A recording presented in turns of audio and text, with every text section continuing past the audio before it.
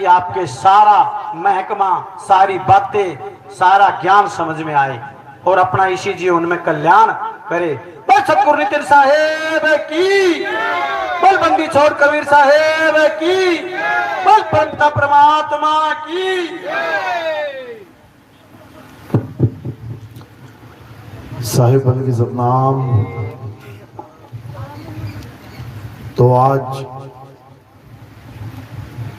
भिवानी में ये मूल ज्ञान का सत्संग होने जा रहा है।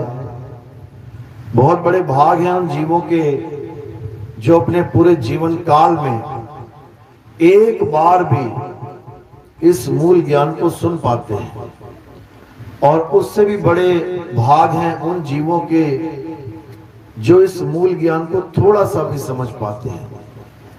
क्योंकि सुनना आसान है, आए बैठे घंटा 2 घंटा सुन के चले गए, लेकिन इस ज्ञान को समझना बहुत मुश्किल है। ये ज्ञान जल्दी समझ में नहीं आता। जब तक परमपिता परमात्मा की अपार कृपा ना हो, जब तक परमपिता परमात्मा की दया ना हो, तब तक ये ज्ञान किसी के समझ में नहीं आ सकता। सुन भले लो, सुन के चले जाओ। तो मालिक की कृपा जब होती है तब एक एक बात समझ में आने लग जाती है। ऐसा कुछ होता ही नहीं है जो तुम्हारी समझ में ना आए, लेकिन ये तब होगा जब परमात्मा ने तुमको चुन लिया है। हजारों लाखों लोगों में, करोड़ों लोगों में अगर तुम्हें चुन लिया मालिक ने, तो तुम्हें इस ज्ञान के अलावा और कोई ज्ञान भाव ही नहीं सकता। ये ऐसा ज्ञान है, नाम महारस मीठा संतो, नाम महारस मीठा। तुम्हें चाय दूध मीठी करके पिला दी जाए, पी रहे हो, आनंद आ रहा है। बीच में अगर एक रसगुल्ला खिला दिया जाए ना, उसके बाद चाय बेस्वाद हो जाती है, फिर ना पता लगता है कि चाय फेंकी है कि कैसी है, पानी रह जाता है फिर मुंह में। ये तब होता है जब वो महारस मीठा नाम, जब ये आपके जीवन में आ जाता है। तो आज इसी मूल ज्ञान को समझेंगे, जिसे समझने में बड़े बड़े ऋषि मुनि, बड़े बड़े पीर पैगंबर औलिया ये फेल हो गए, ये समझ नहीं पाए और अपना जीवन ऐसे ही बिता के चले गए। तो आज परमात्मा से अरदास करेंगे कि ये आवाज जहां तक जा रही है, हर जीव का कल्याण हो, हर जीव को ये ज्ञान समझ में आए और इसी जन्म में अपना जन्म मरण का रोग खत्म करके ये जीव सदा सदा के लिए मुक्त हो जाए। तो सत्संग शुरू करने से पहले परमात्मा के नाम पे जयकारा लगाएंगे।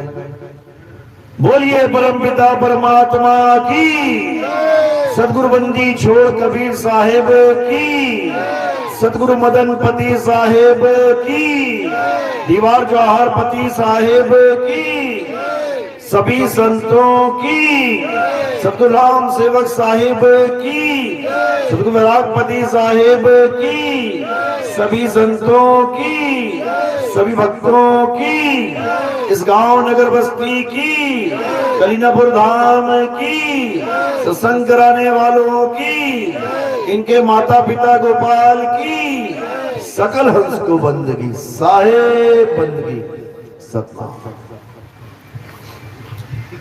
तो कबीर साहब समझा रहे हैं कि जब से ये जीव इस भवसागर में आया है,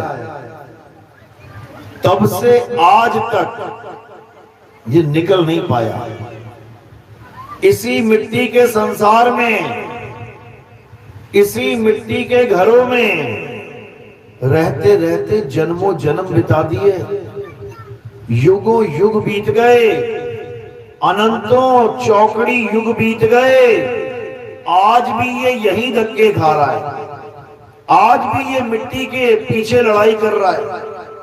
ये मेरी जमीन, वो तेरी जमीन, इतनी मेरी जमीन, उतनी तेरी जमीन, ये मेरा घर, ये तेरा घर, मिट्टी की लड़ाई है सारी। मिट्टी का संसार, मिट्टी का पुतला और मिट्टी में ही लड़ मर रहा है। ये भूल गया है कि हम कौन हैं, कहां से आए हैं और कहां जाना है। ये भूल चुका है।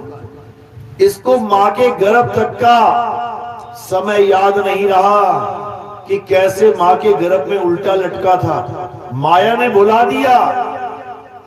जब इसी जन्म में जो गर्भ जून मिली है वो भुला दिया तो पिछले जन्म कहां याद रहेंगे। इसीलिए हमें याद नहीं रहता कि हम कितने पुराने हैं, कितने जन्म बीत गए हमारे, यही धक्के खाते। और हम ये सोच के बैठे हैं कि नहीं, ये हमारा पहला जन्म है, पहली बार संसार में आए हैं। पता नहीं कितने बड़े बड़े महलों में रह के राजा बनके वहां मौत आई, उसके बाद भिखारी बनके उसी महल के बाहर भीख मांगते जन्म बीत गए। कोई गिनती मिनती नहीं है। कितनी बार 184 में चले गए, कोई गिनती मिनती नहीं है। समझ लो, संतों की वाणी समझा रही है। कई जन्म भय कीट पतंगा, कई जन्म गजमीन कुरंगा। इतने जन्म बीत गए, इतने जन्म बीत गए कि तुम हिसाब भी नहीं लगा सकते। तुम्हारी जीरो खत्म हो जाएंगी लगाते लगाते हिसाब। लेकिन अब क्या करना है? अब हमें वो जानना है जिसको जानने के बाद हमें और कुछ जानना शेष नहीं रह जाता। वो जानना है। और उसे क्या कहते हैं? उसे परम सत्य कहते हैं। परम सत्य यानी उसके अलावा और कुछ जानना शेष ही नहीं रह जाएगा। अब वो परम सत्य है क्या, अब ये जानना बाकी है। इतना तो पता लग गया सबको कि सत्य ही है जो कुछ भी है, सत्य के अलावा सब झूठ है। सत्य को ही पाना है। महात्मा बुद्ध जैसे जब घर बार छोड़ के चले गए, बीवी बच्चे को, माता पिता को सोता छोड़ के चले गए। कहां चले गए? जंगल में चले गए। जब जंगल से वापस लौटे अपनी पत्नी के पास, तो पत्नी ने पूछा क्यों चले गए थे हमें सोता छोड़ के? तो क्या बोले महात्मा बुद्ध? सत्य की खोज में। यानी इतना तो पता लग गया था कि सत्य को खोजना है। तो वो बोली क्या सत्य जंगल में मिलता? सत्य तो तुम्हारे पास है। तब वो क्या बोले? बिल्कुल सही बात है, सत्य हमारे पास है, लेकिन कोई बताने वाला नहीं था, इसलिए जंगल में जाना पड़ा। क्योंकि उस समय जितने भी ऋषि मुनि होते थे, जितने भी भक्ति करने वाले लोग होते थे, वो क्या करते थे? वो शहरों को छोड़ के जंगल में चले जाते थे ताकि उन्हें कोई डिस्टर्ब ना करे। जंगली जानवरों का डर होता था, लोग जंगल में घुसते नहीं थे। और वो लोग जंगल में रहते रहते जानवरों से दोस्ती कर लेते थे, उनको कोई कुछ नहीं कहता था, वो अपना मस्ती में लीन है, भक्ति में। तो उन लोगों से मिलने के लिए, उन लोगों से सत्य की मार्ग, सत्य का रास्ता जानने के लिए मुझे जंगल में जाना पड़ा। लेकिन आज देखो कितना भाग्यशाली है ये जीव। अब किसी को जंगल में जाने की जरूरत नहीं है। अब घर बैठे सत्य मिलेगा। ये जो हाथ में मोबाइल पकड़ा हुआ है ना, ये पूरा जंगल है। इस जंगल में एक बार तुम घुस गए तो पता नहीं क्या क्या है इसके अंदर। और जो तुम्हें चाहिए वो सामने पेश कर दिया जाएगा। तुम बोलो तो सही, चाहिए क्या? जो तुमने बोल दिया वही सामने लाके खड़ा कर दिया जाएगा। ये ऐसी चीज है तुम्हारे हाथ में, समझो। जैसे कल्प वृक्ष होता है ना, जो मांगोगे मिल जाएगा, ये कल्प वृक्ष ही समझ लो। तो जब घर बैठे हमें पता लग गया कि सत्य क्या है, तो उसे प्राप्त करने में देरी नहीं करनी चाहिए। क्योंकि एक पल का भरोसा नहीं कब क्या हो जाए। आज तुम जिंदा घूम रहे हो, आज ही तुम्हारी मृत्यु आ जाए, कोई गारंटी नहीं है। क्योंकि मौत कभी समय देख के, मौत कभी उम्र देख के, मौत कभी अवस्था देख के नहीं आती। यहाँ हट्टे कट्टे बंदे अटैक हो जाते हैं। अभी देखो हमारा पिछले हफ्ते बॉडी बिल्डर हमारा देश का विदेशों तक पहुंच है, विदेशों तक नाम है, अटैक से मर गया। क्योंकि सबके साथ ऐसा होना है। किसी की भी मृत्यु ये निश्चित नहीं है कि कब आएगी, कभी भी आ सकती है। इसलिए क्या करना है, अब सत्य को जानना है। तो सत्य क्या है, कबीर साहब समझा रहे हैं कि सत्य ही वो परम तत्व है जिसको पाने के बाद आपका जन्म मरण का रोग खत्म हो जाएगा। सत्य कोई नाम नहीं है कि जपने के बाद तुम्हारा जन्म मरण का रोग खत्म होगा। पानी की तरह सत्य एक तत्व है। पानी पीने से गला गीला होगा, पानी पानी जपने से गीला गला नहीं होगा। लेकिन यहां पर लोग सत्य नाम को समझ नहीं पा रहे हैं। सत्य नाम एक वस्तु है, सौदा कर भाई, वो नाम नहीं है। कोई ओम सोहम को सतनाम बना के बैठा है, कोई अकेला सोहम सोहम को सतनाम बना के बैठा है, कोई सतनाम सतनाम ही जपने में लग गया। ये सब माया जाल है, सब 52 अक्षरों का खेल है। असली सतनाम क्या है, असली सतनाम तुम्हारा स्वरूप है। असली सतनाम तुम्हारा सत्य स्वरूप है। सत्य नाम कोई नाम नहीं, ये है आपन रूप। और जो जाने इस भेद को पावे आप स्वरूप। तुम्हारे पास 2 स्वरूप हैं, एक काया स्वरूप जिसे तुम अपना स्वरूप मान बैठे हो, और एक आत्म स्वरूप जिसका भेद तुम्हें पता नहीं है। काया स्वरूप को तो तुम देख ही रहे हो, जो नाशवान है, एक दिन खत्म हो जाएगा। और आत्म स्वरूप को तुम देख नहीं पा रहे हो, वो अविनाशी है, अजन्मा है, नित्य है। तो गुरु क्या करता है, गुरु सार सार तो ग्रहण करवा देता है और असार को छुड़वा देता है। सतगुरु ऐसा चाहिए जैसा सूप सुहाए, सार सार तो गही रहे, थोथा दे उड़ाए।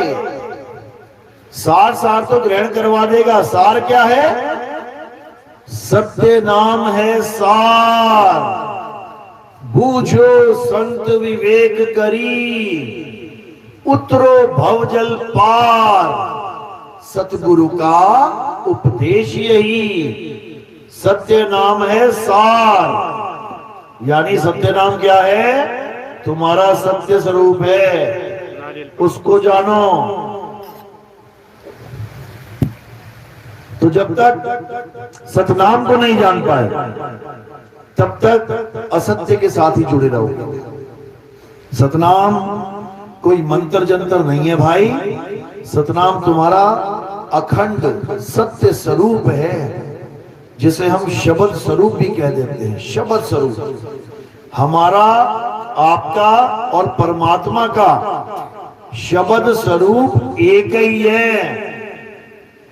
कबीर साहब समझा रहे हैं जीवों को, शब्द हमारा तू शब्द का, सुन मत जा सरक। और जो चाहे निज रूप को, तो शब्द ही ले परख।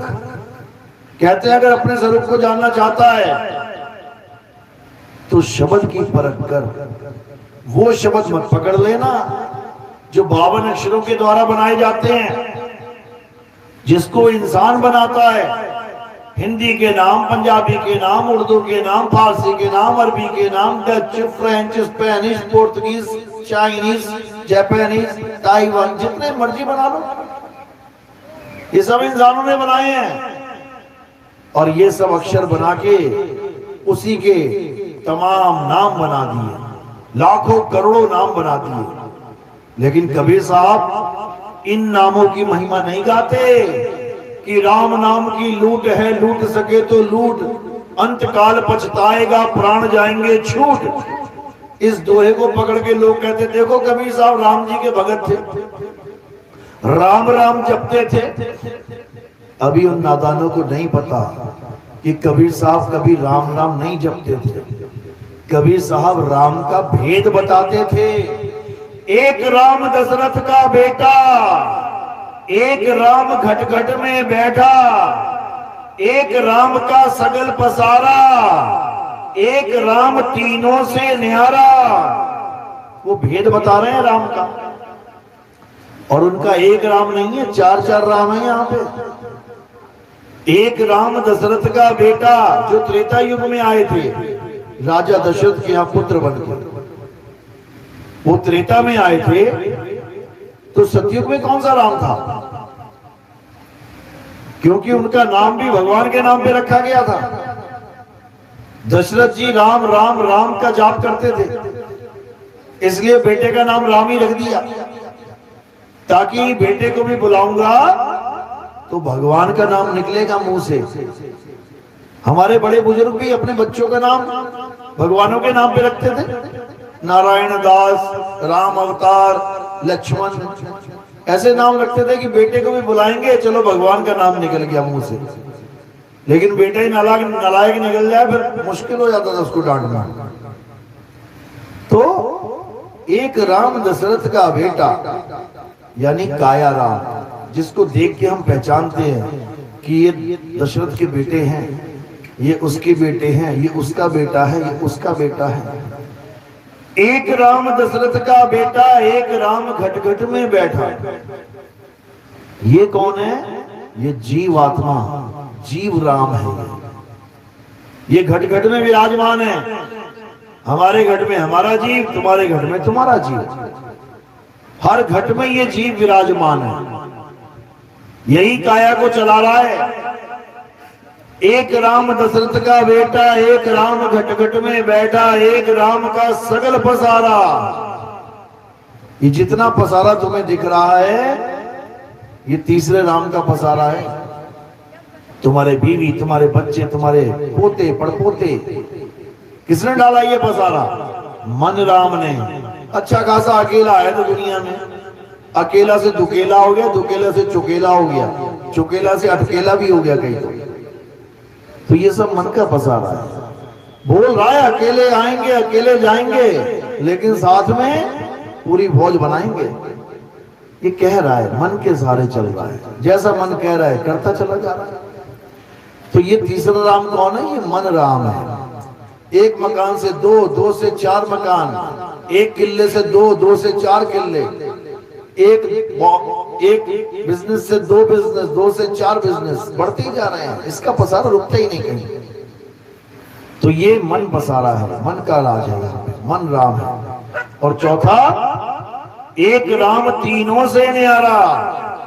उसे तुम परमात्मा कह लो, उसे तुम आत्म राम कह लो, उसे तुम आत्म देव कह लो, वो एक ही है जो तीनों से न्यारा, इन तीनों से न्यारा है। उसको जानकर इस जीव का कल्याण होगा। अगर उसे नहीं जान पाए तो किसी का कल्याण होने वाला नहीं, यहीं धक्के खा के निकल जाओगे। तो कबीर साहब उसकी पहचान बता रहे हैं कि वो असली नाम बोलने लिखने पढ़ने में नहीं आता। वो असली शब्द जिससे हर जीव की मुक्ति होगी, बोलने लिखने पढ़ने में नहीं आता। अरे शब्द शब्द सब कोई कहे, वह तो शब्द विदेह जीपा पे आवे नहीं, निरख परख कर ले। वो जीप पे नहीं आता मेरे भाई, कि तुमने किसी भाषा के नाम को रटना शुरू कर दिया और सोचो कि ये सतनाम है। नहीं है, बिल्कुल नहीं। तो सतनाम क्या है? सतनाम तुम्हारा आत्म स्वरूप है, शुद्ध चैतन्य स्वरूप है, जिसकी महिमा सब संतों ने गाई है। और नकली ये काया स्वरूप, इसका खंडन किया है। अरे देही को सतगुरु कहे, ये है धूधर ज्ञान।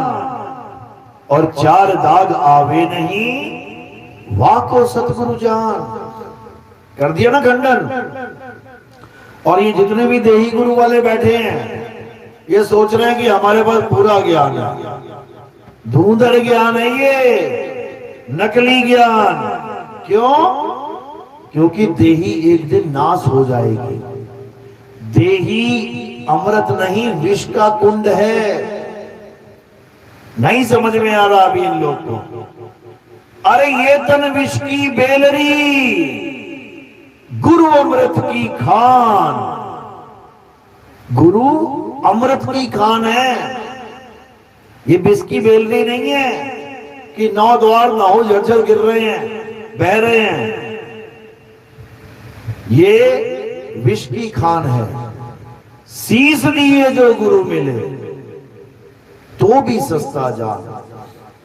कहते हैं अगर सिर भी कटाना पड़ गया ना और गुरु मिल जाए, यानी अमृत की खान मिल जाए, तो बहुत सस्ते में प्राप्ति हो गई, समझ लेना। क्योंकि यहां पर जन्मों जन्मों सिर कटेंगे, जन्मों जन्मों। अगर गुरु नहीं मिला तो बार बार मरना पड़ेगा, अगर गुरु नहीं मिला तो।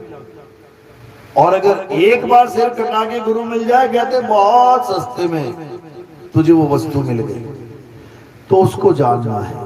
वो अमृत क्या है?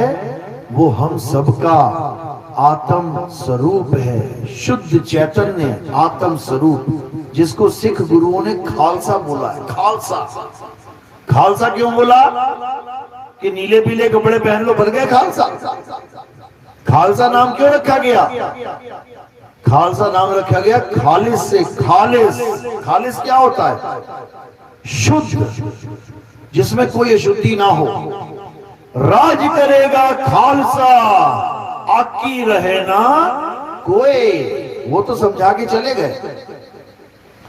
कहते केवल खालसा राज करेगा, लेकिन राज कहां करेगा? पंजाब में राज करेगा। पंजाब में तो पहले भी राज कर रहे थे खालसा। पंजाब में तो कई राजा आए, फिर राज पलट गया। खालसे का राज पलट गया। अरे खालसा एक बार अगर बैठ जाए ना गद्दी पे, अटल राज मिलता उसको, अटल राज। उसको कोई गद्दी से उतार नहीं सकता। माई का लाल, समझो। वो ये गद्दियां नहीं है सीएम पीएम की गद्दियां, राजा महाराजों की गद्दियां। ये तो बची किसी की नहीं है। यहां सबको गिरा दिया गया गद्दियों से, राजनीति करके, कूटनीति करके। ये किस गद्दी की बात चल रही है?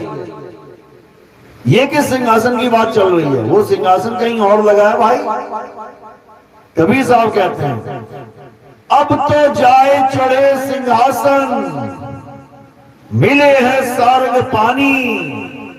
राम कबीरा एक भय है, कोई ना सके पहचानी। यानी अब परमात्मा में और हम में कोई भेद नहीं रह जाएगा। जब हम खालिस हो जाएंगे, वो खुद ही उठा लेगा अपने आप। खालिस खालिस में जाके मिल जाएगा, और वो खालिस्तान की स्थापना हो जाएगी। वो पहुंच गया अपने देश। सचखंड को ही खालिस्तान कहा जाता है, सतलोक को ही खालिस्तान कहा जाता है। जहां सत्य ही सत्य है, वहां असत्य नहीं है, समझो। अमर लोक को खालिस्तान कहा जाता है, अनामी लोक को खालिस्तान कहा जाता है। लेकिन यहां दूसरा ही खालिस्तान चल रहा है काम, लड़ते रहो मरते रहो। तो यही कबीर साहब समझा रहे हैं कि जब तक सार सार को ग्रहण कराने वाला गुरु नहीं मिल गया, तब तक असार में ही जीवन व्यर्थ हो जाएगा तुम्हारा। असार को त्यागना है। असार है क्या, थोथा है क्या, पहले ये जानना पड़ेगा। एक ही शब्द सुन लेना कबीर साहब का, जिसमें सारे थोते इकट्ठे करके बोतली बांध दी उन्होंने।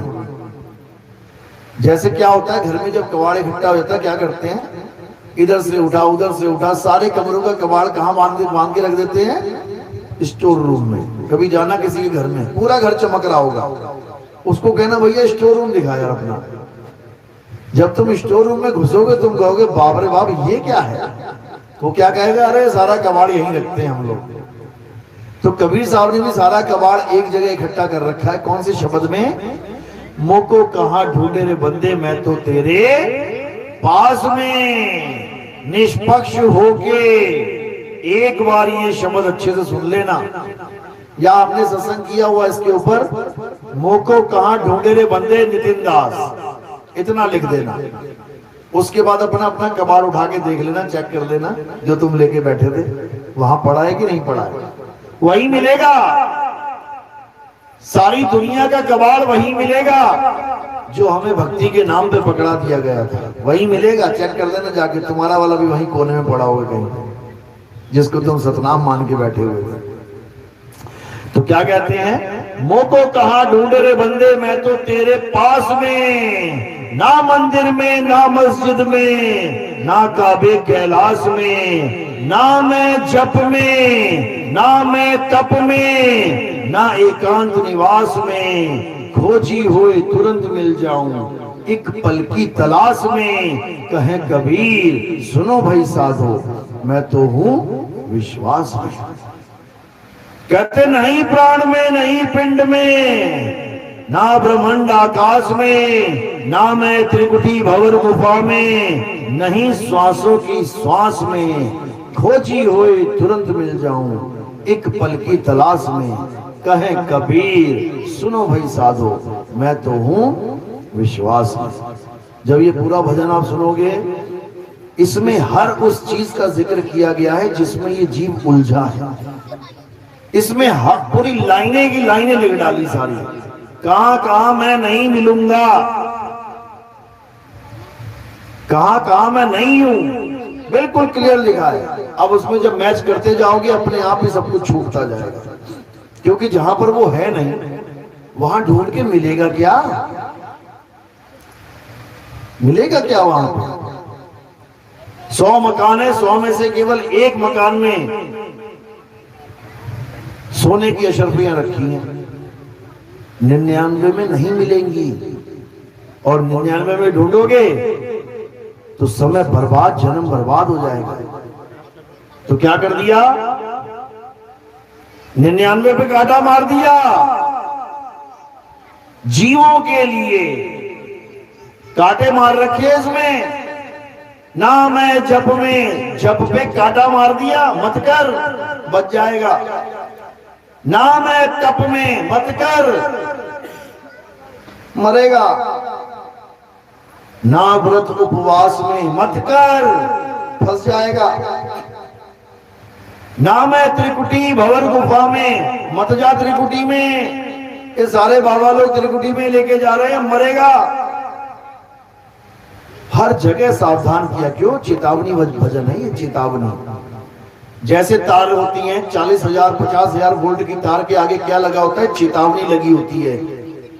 वो चेतावनी हिंदी में, अंग्रेजी में और सांकेतिक ज्ञान यानी चित्र में भी होती है।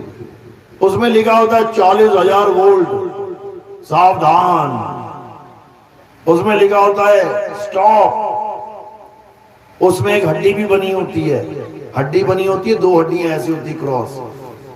क्या संकेत दे रहा है वो? कह रहा छू मत लिए, ऐसी हड्डी बन जाएंगी तेरी भी। अच्छी खासी खाल लेके बैठा है, सारी खाल उड़ा देंगे तेरी, हड्डी हड्डी बचेंगी। फिर वो तुम्हारा ही भविष्य दिखाया जा रहा है, वो हड्डी बना के देख ले, ऐसा ठीक है कि ऐसा ठीक है, चुन ले। और कांटा मार रखा है वहां पे तुम्हें समझाने के लिए कि पंगा मत ले लियो भाई। इसी प्रकार ये भजन जो है, इसमें हर जगह ना ना ना ना ना कर रखा है। और जो उनकी ना को हाँ हाँ समझ जाए, हाँ मैं जप में, हाँ मैं तप में, हो गया काम से। क्योंकि बाबा लोग वो नहीं छोड़ सकते जो वो कई सालों से करते आ रहे हैं। उनके गुरु ने उनको जप करवा दिया, वो उसी को सत्य मान के बैठ गए। उनके गुरुओं ने तप करवा दिया, वो तप को मान के बैठ गए। उनके गुरुओं ने प्राण योग करवा दिया, सोहंग सोहंग, उसको मान के बैठ गए। उनके गुरुओं ने जीभ घुमा के गले में लगवा दी, वो उसको सत्य मान के बैठ गए। कहते अमृत टपक रहा है। मैंने पूछा बाबा से, मैंने कहा कितना अमृत पी है बाबा आज तक, कितनी बोतल पी ली होंगी? अरे पूछो नहीं, 50 साल हो गए पीते हुए। मैंने कहा अमर हो गया शरीर, मरेगा तो नहीं? अरे बचा किसका है? अरे जब बचा किसका है तो काहे अमृत अमृत कर रहा है उसको? अमृत वो होता है जिसे पी के शरीर अमर हो जाए। अमृत उसे कहते हैं जिसे पी के हम अमर हो जाएं। राहु की गर्दन कट गई लेकिन अमर है, जिंदा थी वहां पे, मरी नहीं। क्यों? अमृत पी लिया उसने। बाबा तेरी गर्दन काटे तो क्या होगा? अरे जाने दे यार, मेरी गर्दन मत काटना। क्यों? क्योंकि वो अमृत नहीं है। अगर वो अमृत होता, बाबा डंके की चोट पे कहता कि बेटा मेरी गर्दन भी काट दे, तब भी मैं अमर हूं। क्यों? क्योंकि मैं अमृत पी रहा हूं 50 साल से। अरे अमृत नहीं पी रहा, बलगम पी रहा है ये बलगम पी रहा है ये। गले में जीभ लगा लगा के घुमा घुमा के बलगम पिला दिया उन लोगों ने तुम्हें, अमृत बोल के। ऐसा दुष्कर्म कर दिया इन लोगों ने कि क्या बताएं। कबीर साहब ने इसको मना करा। ये मुद्राएं होती हैं। कौन सी मुद्राएं? ये खेचरी। अब क्या कह रहे हैं साहब? चाचरी ना भूचरी ना खेचरी या गोचरी उन्मुनी, इन पांचों की गम नाही, रेचक कुंभक पूरक को ढंग नाही। अरे पड़े गुने वाद करे कबू नाही मानिए, श्वासा का जाप करे झूठ सो बखानिए। अक्षर पार नी अक्षर भरपूर है, और कहें कबीर ये सत्य कर्मानी है। सारा खेल, सारा पिटारा खोल दिया बाबाओं का। अब बाबा कहते हैं यार नितिन दास ने छोड़ा ही कुछ नहीं हमारे पास, अब क्या करें? अब कॉपी करते हैं, अब नकल ही मारनी पड़ेगी भैया, नहीं तो दुकान खत्म। आज तक जो 10वां द्वार करते थे, आज वो 11वां द्वार बोलने लग गए। कहते पहले 10वें द्वार पहुंचो, फिर तुम्हें 11वें द्वार में पहुंचा देंगे। क्यों? क्योंकि साधना उनकी 10वें द्वार की है।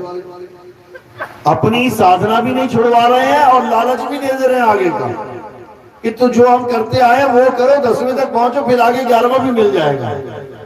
ऐसे नहीं मिल जाएगा मेरे भाई। 11वें द्वार का मार्ग ही अलग है। 11वें द्वार में पहुंचने के लिए विहंगम चाल चाहिए। ये चींटी मकड़ी मछली फेल हो जाती है वहां पे। क्या चींटी आसमान में उड़ा सकते हो तुम? चील जितनी उड़ जाए। अब ये मत कहना चींटी के भी पंख आ जाते हैं, वो बेटा एक ही दिन के लिए आते हैं। जब मौत आ रही होती है तो उसको वरदान मिलता है, बता कहां मरना चाहती है? वहां मरना, चल जाओ, उड़ के जाते हो, मर वहीं पे। कहते ना चींटी के पंख आ गए, चींटी के पर निकल आए। उसका अंत समय होता है, वो विहंगम चाल नहीं है वो। तो चींटी मकड़ी मछली ये कभी आसमान में नहीं उड़ सकते। वहां कौन उड़ेगा? वहां पक्षी उड़ेगा। इसीलिए कबीर साहब ने पूर्ण संत की चाल विहंगम चाल बोला है। गरीबदास जी समझा रहे हैं, सतगुरु के लक्षण कहूं अचल विहंगम चाल, हम अमरापुर ले गए ज्ञान शब्द सरघाल। जितने भी नकली गुरु बैठे हैं, जितने भी नकली ज्ञान लेके बैठे हैं, ये आपको क्या झांसा देंगे कि आपने अपने धूमधाम तक रुक रुक के पहुंचना है। कोई कहेगा पहले मूल कमल में रुकेंगे, गणेश जी के दर्शन करेंगे, फिर स्वाद कमल में ब्रह्मा जी के दर्शन करेंगे, फिर नाभि कमल में विष्णु जी के दर्शन करेंगे, फिर हृदय कमल में शंकर जी के दर्शन करेंगे, फिर कंठ कमल में दुर्गा जी के दर्शन करेंगे, फिर त्रिकुटी में जाके आगे चक्र में उस निरंजन के दर्शन करेंगे, फिर आगे बढ़ेंगे। कभी नहीं बढ़ पाओगे। निरंजन को पार करना तुम्हारे बस की बात नहीं है। क्यों? क्योंकि निरंजन के साथ जो माया खड़ी है, वो माया इतनी प्रबल है कि तुम्हारी हालत खराब कर देगी। अभी तुमने माया देखा नहीं है, अभी माया का जाल। अभी तुम माया को जान, अभी तुमने केवल एक ही सूरज देखा है, रोज देखते हो। अगर एक खरब सूरज तुम्हें दिखा दिए जाए, तुम पागल हो जाओगे। बाप रे बाप, ये क्या है? अर्जुन कुरुक्षेत्र की धरती पे जब बैठा था, गीता का ज्ञान समझ रहा था, जब विराट रूप दिखाया गया, कहते हैं हजारों लाखों सूरज जैसे एक साथ आ गए हैं। मैं देख नहीं पा रहा हूं, अंधा ही हो गया हूं, देख नहीं पा रहा हूं आपको मैं। ये क्या है? ये माया है, माया। और कर नैनो दीदार महल में प्यारा है, इस शब्द में माया का पूरा चिट्ठा खोल दिया कबीर साहब ने। मूल कमल से लेके स्टार्ट करके माया के सारे लोकों का वर्णन कर दिया। सतलोक, अलख लोक, अगम लोक, अकह लोक, अनामी लोक सारे खोल डाले हमें समझाने के लिए कि माया ने ऐसे ऐसे ऐसे लोक बना रखे और हमें क्या लग रहा है, अरे इन लोकों में हमने जाना है। कबीर साहब कह रहे हैं इन लोकों में पहुंचो, पहुंचो नहीं बचो। सारे लोकों का वर्णन करने के बाद क्या कहते हैं, काया भेद किया निर्वारा, ये सब रचना पिंड मंझारा,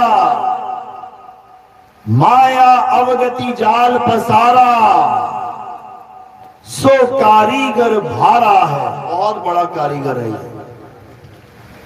आदि माया कीनी चतुराई, झूठी बाजी पिंड दिखाई, अवगति रचना रची अंडमाही, ताका प्रतिबिंब ढाला है। ये रास्ता नहीं बता रहा हूं मैं कि मूल कमल से जाओ, कलिंग कलिंग का जाप करो, फिर स्वाद कमल में ओम ओम का जाप करो, फिर नाभि कमल में हरियंग हरियंग का, ये नहीं बता रहा हूं मैं करने को। कई लोग कहते देखो उसमें लिखा है आंख कान मुख बंद कराओ, अनहद झींगा शब्द सुनाओ। बताओ, कह रहे लिखा है उसमें। अरे लिखा तो ये भी है, आंख न मूंदो कान न रूंदो, तनिक कष्ट मत धारो, खुले नयन पहचानो, हंस हंस सुंदर रूप निहारो। फिर तो एक ही आदमी की दो दो वाणियां हो गई, एक कह रहा है ये कर, दूसरा कह रहा है ये ना कर। एक ही आदमी कह रहा है, एक कह रहा ले अमृत पी ले, और वही दूसरे को कह रहा है ले जहर पी ले। ऐसे कैसे हो सकता है? क्योंकि मूल बुद्धि नहीं समझ सकते वाणियों के भेद को। वाणियों का मतलब ये नहीं होता कि केवल करने को ही बोला जा रहा। वाणियां चेतावनी वाणी की होती हैं, जिसमें रोकने का संकेत ऐसे दिया जाता है जैसे कर ले। भाव उसके ये है कि रुक जा, लेकिन शब्द उसके कह रहे हैं कर ले। जैसे कोई माँ अपने बच्चे को रोक रही है, बाहर मत जाना बेटा, बाहर मत जाना, कुत्ता है काट लेगा। नहीं माना, चला गया। अब कटवा के वापस आया माँ के पास, माँ मुझे कुत्ते ने काट लिया। माँ क्या कह रही है, जा और जा और जा, जा और जा।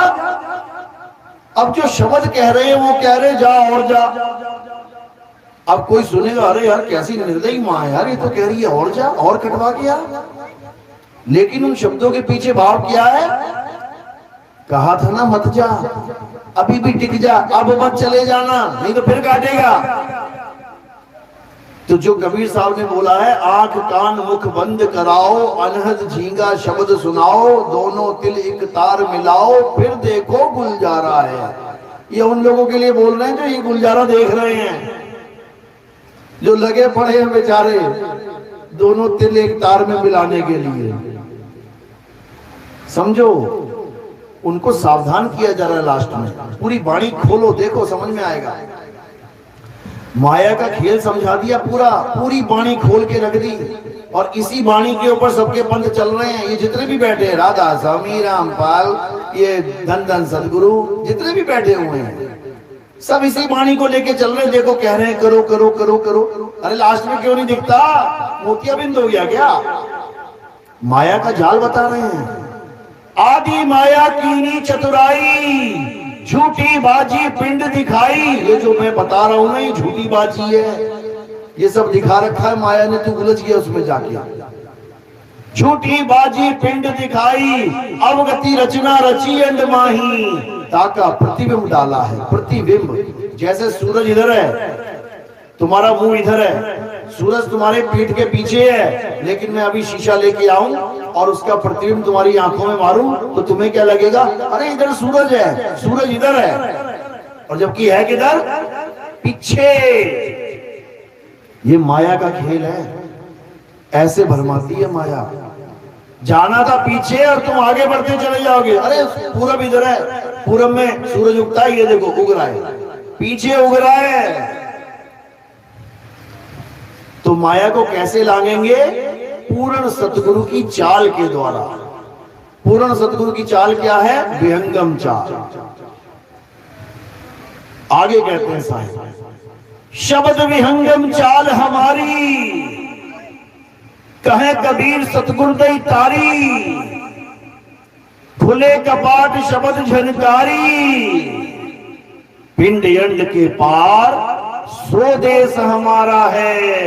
ये नहीं है हमारा देश, ये काल भगवान का देश है, मिट्टी का बना रखा उसने। और वो मायावी देश सतलोक, अलखलोक, अगमलोक, अकहलोक, अनामी लोक, वो भी अपने देश नहीं है, वो भी माया ने बना रखे हैं। तो अपना देश कहां है? अपना देश हमारे पास है। मोको कहा ढूंढ रे बंदे, मैं तो तेरे पास में। बस तुम्हें ऐसा गुरु मिल जाए जो उस देश का तुम्हें रास्ता बता दे। तुम कहां से आए हो, तुमने जाना कहां है, बस इतना बता दे, तुम्हारा काम बन जाएगा। तो क्या कहते हैं, अरे आए हो तुम कहां से, जाना तुम्हें कहां है, इतना बस विचार लो, हो गया भजन। क्या राम राम राम जप रहा है? हिंदू है तो राम राम जप रहा है, मुसलमान है तो अल्लाह अल्लाह अल्लाह जप रहा है, सिख भाई है तो वाहेगुरु वाहेगुरु वाहेगुरु वाहेगुरु जप रहा है, ईसाई है तो हालेलुया हालेलुया कर रहे हैं। अरे सब 52 अक्षर है भाई, ये सब इंसानों ने बनाए हैं। आ आ ई ऊ ऊ का खा गा, इसी से बने ये सारे अक्षर। ये स्वर और व्यंजन हैं, तत्व नहीं है।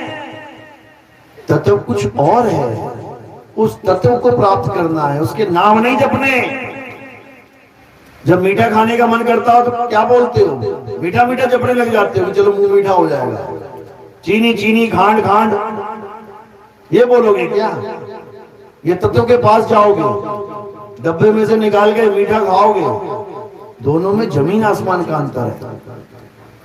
लेकिन लोगों को समझ में नहीं आता, इसलिए स्वर व्यंजन के जाल में फंस जाते हैं। कबीर साहब वाणी में समझा रहे हैं, अरे स्वर व्यंजन का मेल नहीं है, बावन का ये खेल नहीं है। ये बावन का खेल नहीं है जो तुम खेल रहे हो, बर्बादी की तरफ जा रहे हो। एक एक मिनट एक एक सेकंड तुम्हारा बर्बाद हो रहा है। तो अब क्या करना है, अब बावन के जाल को तोड़ देना है। बावन के जंजाल में फंस गया ये संसार, और सिमरन बावन का करे कैसे लागे पार। परमात्मा को याद करना था और याद बावन को करने लग गया, हिंदी पंजाबी उर्दू के अक्षरों को याद करने लग गया। बताओ कैसे बात बनेगी? गुरु ग्रंथ साहब में वाणी दर्ज है, अरे 52 अक्षर जोरे आन, सकिया ना अक्षर एक पहचान। उस एक अक्षर को जान लो, अक्षर यानी अविनाशी, उस एक अविनाशी को जान लो, ये अक्षर को छोड़ो।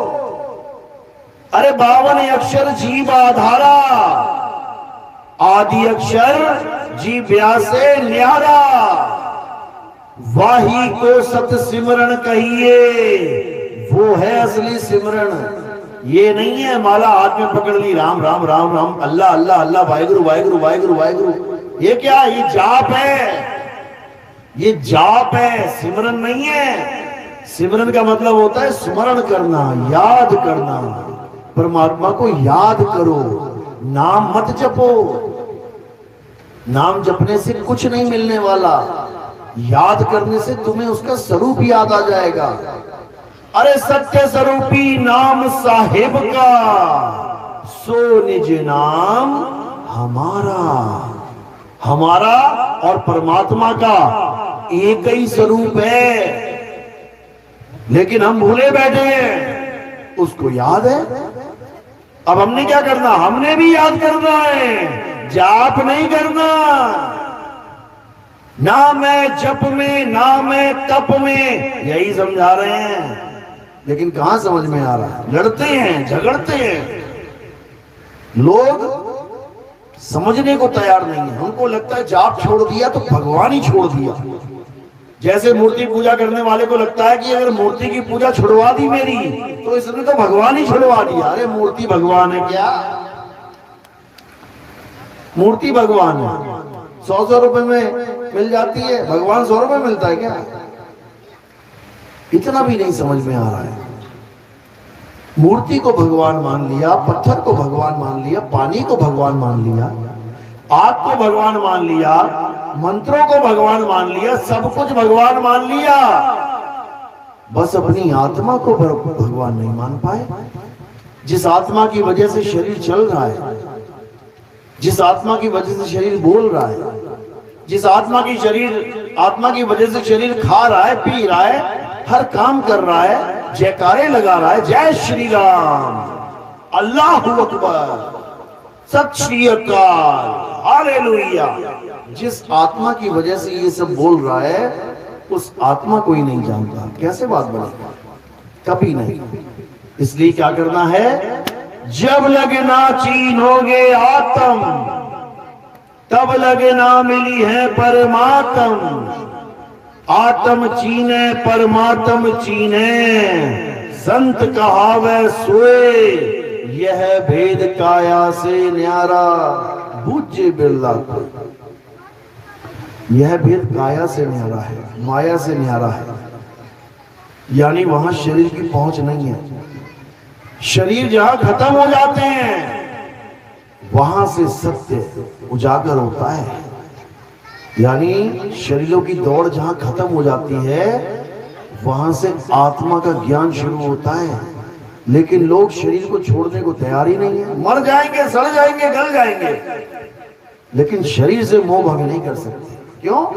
क्योंकि खुद को भी शरीर मान बैठे हैं, अपने गुरु जी को भी शरीर मान लिया, अपने भगवान को शरीर मान लिया। अरे शरीर नाशवान है मेरे भाई, शरीर असत्य है। शरीर पैदा होता है, नाश होता है। इसको छोड़ो, उसको जानो जो पैदा नहीं होता, जो कभी नाश नहीं होता। अजन्मा बोला है, अजन्मा।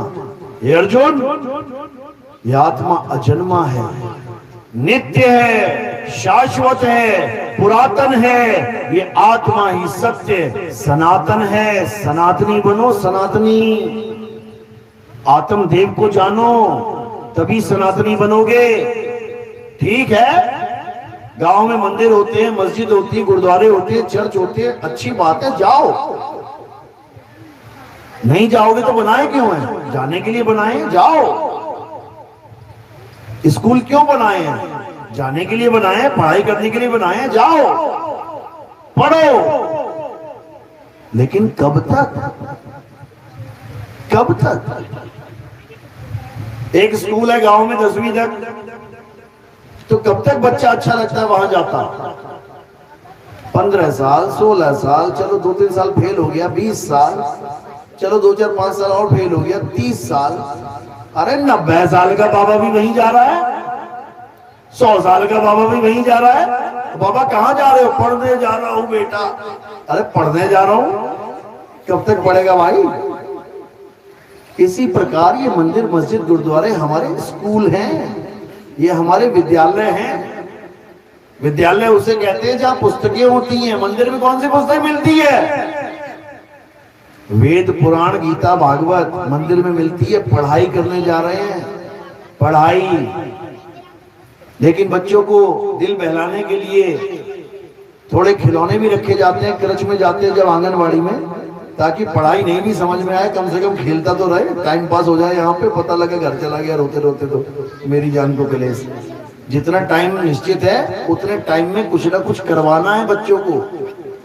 तो किताबें भी हैं और खेल की सामग्री भी है। इसी प्रकार मंदिरों में भी किताबें भी हैं और पूजा पाठ के लिए भगवान भी बना दिए गए। ले इसकी पूजा कर ले, ले इसकी पूजा कर ले, ले इसकी पूजा कर ले, लगे हुए। तो मंदिर में पढ़ाई करो कब तक? जब तक आत्मज्ञानी गुरु ना मिल जाए, तब तक पढ़ते रहो, जाते रहो। मस्जिद में पढ़ाई करो कब तक? मस्जिद में कौन सी किताब है? आसमानी किताब, आसमान से आई थी छप के, आसमानी किताब है जिसको कुरान कहते हैं। मस्जिद में जाके हमें कुरान का ज्ञान मिलता है। बहुत अच्छी बात है, पढ़ो इसको। देखो जिंदगी कैसे जीनी है, क्या क्या करना है, क्या नहीं करना है, बता रखा है उसमें। अरब देश के हिसाब से, हमारे देश के हिसाब से नहीं। अरब देश में पानी कम था तो पानी कैसे यूज करना है ये भी बता रखा है। थोड़ा सा पानी लो हाथ में और ऐसे करके धोना है ऊपर को। क्यों? ये पानी नीचे गिर जाए और इसी से पूरा काम निकल जाए तुम्हारा। और हमारे देश में ऐसे धोते हैं, नीचे को गिरा देते हैं। क्यों? इतनी नदियां, क्या करेंगे यार, पानी पानी पानी हुआ पड़ा है। वहां थोड़े से पानी में कहो नीचे तक नहा ले, पूरी टांग एक ही बार में साफ हो जाए नीचे तक। देखो पानी पानी करके पानी पानी हो गया, कोई बात नहीं। तो कहने का मतलब ये कि कुरान में जो कुछ भी लिखा गया है वो अरब देश को सामने रख के लिखा गया है। कैसे रहना है, कैसे क्या करना है, तो सारा उसमें लिखा गया। अब चर्च में जाते हैं तो वहां क्या मिलता है? वहां बाइबल मिलती है। अब बाइबल में क्या बताया गया है? जीवन जीने के तरीके बताए गए हैं, ईसा मसीह के बारे में बताया गया है। बाइबल में यह भी समझाया गया है कि एक होली स्पिरिट है। ईसा मसीह तो हैं, ठीक है, एक गुरु तो होना ही चाहिए, लेकिन एक होली स्पिरिट भी है। होली स्पिरिट जिसको हिंदी में कहते हैं पवित्र आत्मा। आप कभी ईसाइयों के सत्संग में जाना तो वहां पर वो सब चीखने लग जाते हैं, पवित्र आत्मा प्रवेश हो, पवित्र आत्मा प्रवेश हो, मुझे दया करो, मुझ पे दया करो, पवित्र आत्मा खुश हो। कौन है भैया ये पवित्र आत्मा? क्या है ये पवित्र आत्मा? ये इसी की बात चल रही है जिसको हम खालसा कहते हैं, खालिस, जिसको हम शुद्ध चैतन्य स्वरूप कहते हैं, जिसको हम शब्द गुरु कहते हैं। ये उसकी बात चल रही है। समझो, एक ही चीज को अलग अलग तरीके से बताया जा रहा है, लेकिन हम सारी उम्र पढ़ाई में लगे रहते हैं, हमें आत्मज्ञानी गुरु नहीं मिलता और पूरी उम्र हम एक शिष्य बन के निकाल देते हैं। जबकि केवल पढ़ाई नहीं करनी है, कमाई भी करनी है। बच्चों को स्कूलों में भेजते हैं, क्यों? पढ़ाई करने के लिए। उसके बाद क्या करेगा? कमाई करेगा। इसलिए कहते हैं बड़ी कमाई वाला महात्मा आया हुआ है गांव में। कमाई वाला? क्या कमाया ऐसा उसने? क्या कमा लिया? मंत्र जाप को कमाई नहीं कहते। जितने भी इतिहास में लोग देखोगे जिन्होंने मंत्र जाप किया, भगवानों को बुला भी लिया, सामने प्रकट भी हो गए, उनका कल्याण नहीं हुआ, बल्कि मारे गए वो लोग। भस्मासुर ले लो, रावण ले लो, जितने भी ले लो तुम, सबने नाम जपा, भगवान प्रकट हो गए सामने। तुम नाम जपो, तुम्हारे सामने प्रकट नहीं होंगे वो। राक्षसों के आगे प्रकट हो गए। राक्षसों ने वरदान भी मांगे, लेकिन वरदान उनका ही कल्याण कर दिया, वरदानों ने खात्मा कर दिया। अगर उन्हें आत्मज्ञानी गुरु मिल जाता तो वो कभी किसी भगवान को नहीं बुलाते, मंत्र जप जपते, वो अपनी आत्मा का कल्याण कर देते। तो इसी प्रकार हमें आत्मज्ञानी गुरु मिलता है, तब हमारी पढ़ाई पूरी हो जाती है और कमाई शुरू हो जाती है। आत्मज्ञानी गुरु किस चीज की कमाई करवाता है? मंत्रों की कमाई नहीं करवाता कि ये मंत्र इतने जप ले, ये इतने जप ले और ये इतने जप ले। आत्मज्ञानी गुरु किस चीज की कमाई करवाता है? अनमोलक वस्तु की, जैसे मीराबाई को करवाई थी। पायो जी में नाम रतन धन पायो, वस्तु अमोलक दी मेरे सतगुरु, कृपा कर अपनायो, पायो जी में नाम रतन धन पायो। अब ये अनमोलक वस्तु क्या है? कितने की होती है ये वस्तु? हमें भी दे दो यार, गुरु जी से बोलो। अरे वो वस्तु तुम्हारे पास पहले से ही है, तुम्हारा खजाना तुम्हारे पास पहले से भरपूर है, सब घट नाम रहा भरपूर। कह रहे हैं घट घट मेरा साइया, सुनी सेज न कोई, बलिहारी वा घट की, जिस घट प्रगट होए वो सबके पास है। भीखा भूखा कोई नहीं, सबकी गठड़ी लाल, और गांठ खोल देखा नहीं, ताते भय कंगाल। कहते इसलिए कंगाल बैठे हैं सारे बनके, क्योंकि गांठ खोलना नहीं जानते। गठड़ी सिर पे ही पड़ी हुई है, वो ना हिलती कहीं भी, लेकिन उस गठड़ी को खोलना नहीं आता तो करे क्या। इसलिए बेचारा सिर पे गठड़ी लाद के भिखारी बना पड़ा है। वही गठड़ी मीराबाई की खोल के रख दी गुरुजी ने सामने। और जब मीराबाई ने अपनी गठड़ी में देखा तो क्या कहती है, पायो जी में नाम रतन धन पायो। अरे वस्तु अमोलक दी मेरे सतगुरु, कृपा कर अपनायो। मेरे गुरु ने मुझे वो वस्तु दे दी जो वस्तु पहले से ही मेरे पास थी, लेकिन मुझे उसके बारे में पता ही नहीं था। क्या है वो वस्तु? आत्मा। वो सबके पास है। अपनी अपनी आत्मा लेके आए हो सारे। घर तो ना छूट गई किसी की कि वहां वो झंडे लेके चल रहे थे, रास्ते में गिर गई हो किसी की? देख लो, चेक कर लो जेब में। सबकी आत्मा सबके पास ऑलरेडी है, लेकिन उस आत्मा का ज्ञान नहीं है तो क्या करेगा बेचारा जीव? जब आत्मा का ज्ञान नहीं है तो शरीर का ज्ञान पकड़ेगा। अरे महल नहीं है तो झोपड़ी में रहेगा, कहीं तो रहेगा। आत्मा का ज्ञान नहीं है तो क्या पकड़ेगा? नाड़ियों का ज्ञान पकड़ देगा। इंगला नाड़ी, पिंगला नाड़ी, सुषुम्ना नाड़ी। बताओ, नाड़ियों का डॉक्टर बनना है क्या?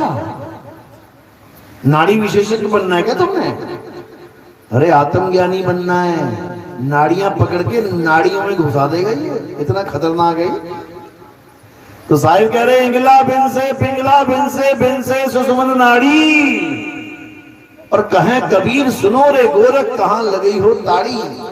ये अभी झंडा घूम रहा है ना, तो लगा हुआ है इंगला पिंगला सुषुम्ना में सांसें चढ़ाने के लिए। और जब प्राण निकाल देगा ना बाहर, तब समझ में आ जाएगा कहां ध्यान लगाना है। तो ये अखंड ध्यान नहीं है। ये काया में ध्यान रखना अखंड ध्यान नहीं है। काया से पार, काया से न्यारा लग है, संत कहा वैसो। तो वो परमात्मा काया से न्यारा है, वो किसी शरीर में नहीं है, वो शरीरों से परे है। इस काया में कौन है? जीव है, जीव, जिसे जीवात्मा कहते हैं। धक्के खा रहा है ये जीवात्मा। कहां पे? 84 में, यानी ओम में। ओम क्या है? काया। सोहम क्या है? जीव। समझा रहे हैं गरीबदास जी महाराज। अरे ओहम काया मरी मरी जाए, सोहंग फिर गोता खाए।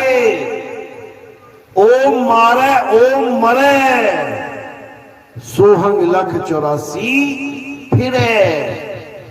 और ये मंत्र बना के बैठे हैं ऐसे, ओम ले लो सोहंग ले लो, ओम ले लो सोहंग ले लो। क्यों? जपी हैं ये लोग, जपी। इनका काम है कुछ भी लेके बस घोट दो, जप लो उसको। इसी में खुश हैं ये लोग। जिस किताब में कुछ लिखा हो उसी को पकड़ के बस जपने लग जाओ।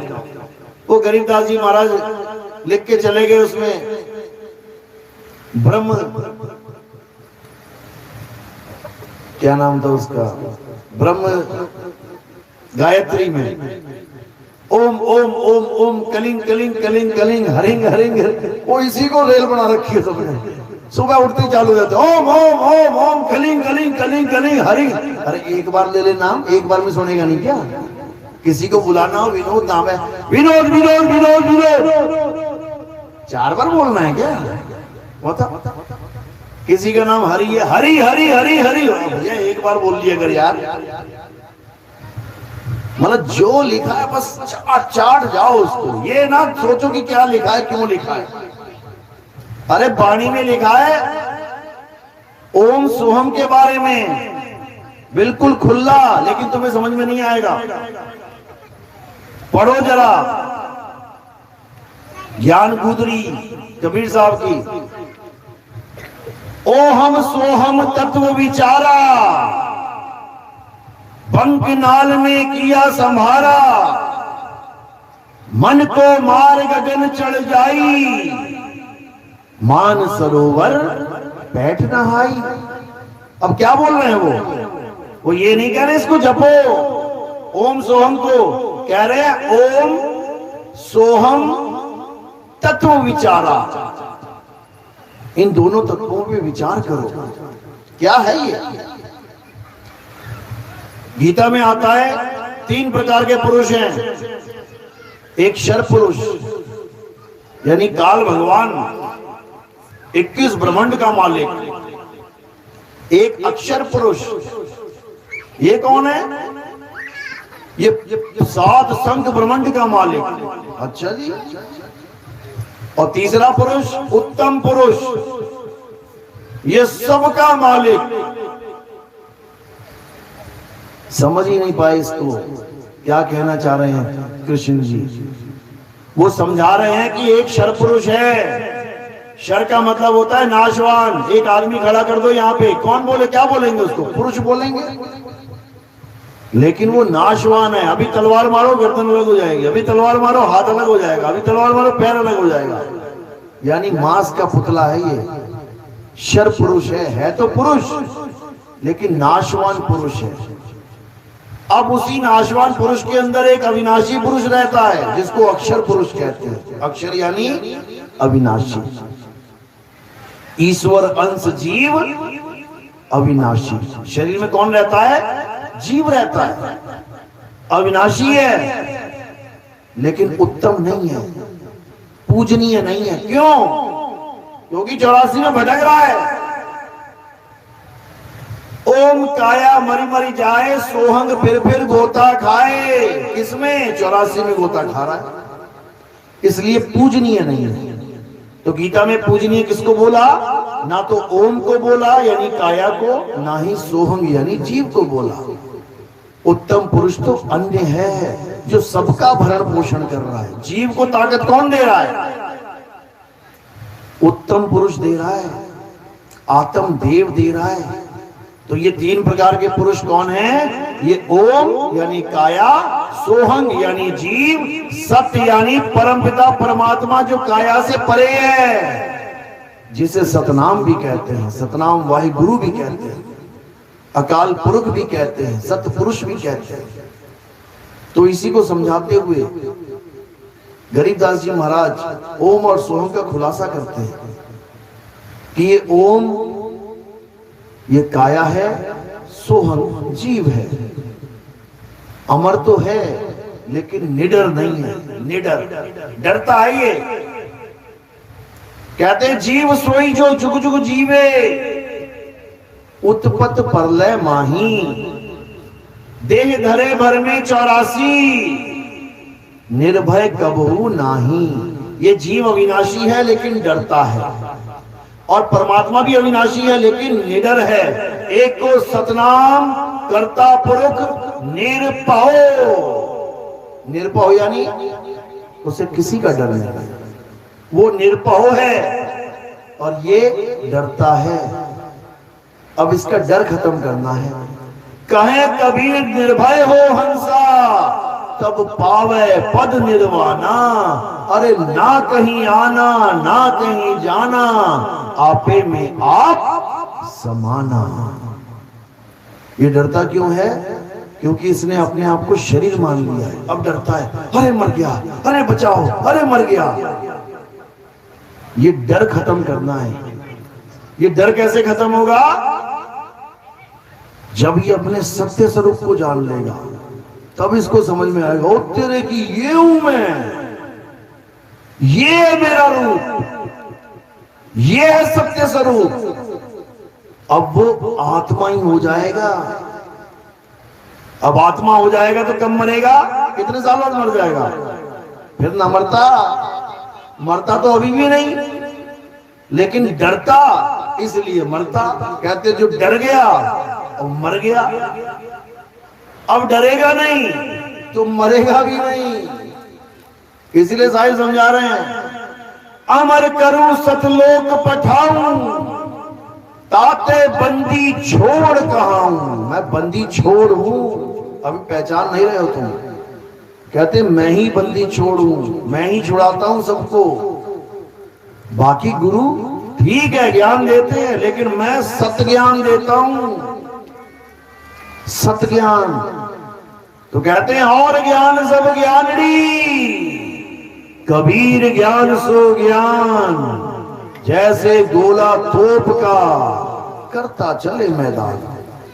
ये छुटपुट गोलियां नहीं चलती हमारे यहाँ। हमारे यहाँ परमाणु बम दागा जाता है, पूरा मैदान एक ही बार में साफ। ये छुटपुट काम नहीं है हमारे पास। तो साहिब कह रहे हैं कि जब तक ये गोला नहीं आया जो सबका खेल ना खत्म कर दे, तब तक समझ जाना कि अभी जंग खत्म होने वाली नहीं है। ये छुटपुट गोलियां तो चलती रहती है, सालों से चल रही है। वो देखो 2 देश लड़ रहे हैं, आज 3 साल हो गए लड़ते लड़ते लड़ते। ये कोई लड़ाई है क्या?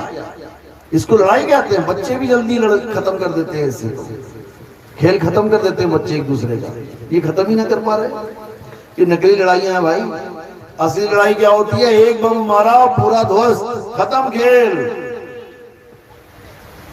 अब इसका मतलब ये नहीं बम फोड़वा दो उनके सिर पे, ये तुम्हें समझाया जा रहा है मात्र कि ये छुटपुट लड़ाइयां ये कभी खत्म नहीं होंगी, चलती रहेंगी। ये ज्ञान की लड़ाई है।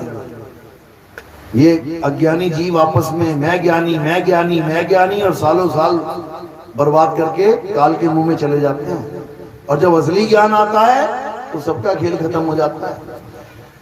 तो इसी को कबीर साहब कहते हैं, बहुत गुरु हैं जगत में, कोई ना लागे तीर। तीर यानी पार, गंगा के तीर, जमुना के तीर।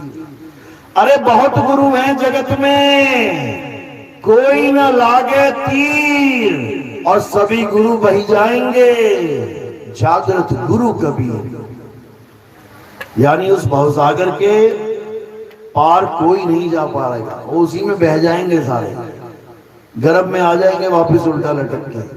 लेकिन कोई हमारे साथ जुड़ जाए, कबीर साहब कहते हैं अगर मेरे साथ जुड़ जाए फिर काल उसका बाल बांका नहीं कर सकता। क्यों? क्योंकि मैं ऐसा दाव दे दूंगा, ऐसा दाव दे दूंगा, धोबी पटका मारोगे उसको, धोबी पछाड़ कहते हैं इसे। ऐसा दाव दे दूंगा, काल हाथ खड़े कर देगा, अपने सरेंडर कर देगा अपने आप को। इसीलिए समझा रहे गुरु गुरु में भेद है, गुरु गुरु में भाव, सोई गुरु नित बंदिए, जो शब्द बतावे ताओ। क्योंकि अंत समय आने वाला है, सबकी मौत आने वाली है। इतना याद रखना, कोई लंबा खेल नहीं बचा है, बहुत छोटा खेल रह गया है। अब इस छोटे से खेल में तुमने असली ज्ञान को पकड़ लेना है, जो तुम्हारी मौत के समय काम आएगा। भले जीते जी काम ना आए कोई बात नहीं, पैसा कमाने में काम नहीं आएगा, सेहत बनाने में काम नहीं आएगा, घर के रिश्तेदारी में काम नहीं आएगा, मकान दुकान में काम नहीं आएगा, लेकिन अंत में जरूर काम आएगा। और अंत भला तो सब भला।